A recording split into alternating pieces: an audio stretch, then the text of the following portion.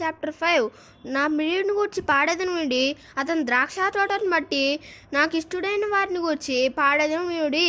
సత్తువ భూమి గల కొండ మీద నా ప్రియునికి ఒక ద్రాక్ష తోట ఉండెను. ఆయన దాన్ని బావుగా త్రవ్వి రాళ్ళను ఏరి అందులో శ్రేష్టమైన ద్రాక్ష తీగలను నాటించెను. దాని మధ్యన బురుజు ఒకటి వేయించి ద్రాక్ష తొట్టిని తొలిపించెను. ద్రాక్ష పండ్లను ఫలింపవలనని ఎదురు చూచుచుండెను గాని అది కాడు ద్రాక్షాలు కాచెను. కావున యెరూషలేము నివాసులారా, యూదా వారులారా, నా ద్రాక్ష తోట విషయము నాకు న్యాయం తీర్చవలనని మేము వేడుకొంచున్నాను. నేను నా ద్రాక్ష తోటకు చేసిన దానికంటే మరి ఏం దానికి చేయగలను?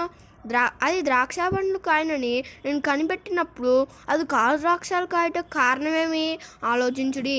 నేను నా ద్రాక్ష తోటకు చేయబో కార్యమును మీకు తెలియజెప్పేదను. నేను అది మేసివేయబడినట్లు దాని కంచెను కొట్టివేసేదను. అది త్రొక్కబడినట్లు దాని గోడను పడగొట్టి దాన్ని పాడు చేసేదను. అది శుద్ధి చేయబడదు, పాడుతో త్రోబడదు. దానిలో గచ్చ పొదలను వాళ్ళు రక్కస్ చెట్లను బలిసి ఉండును. దాని మీద వర్షింపవాలనని మేఘములకు ఆజ్ఞ ఇచ్చేదను. ఆమేన్.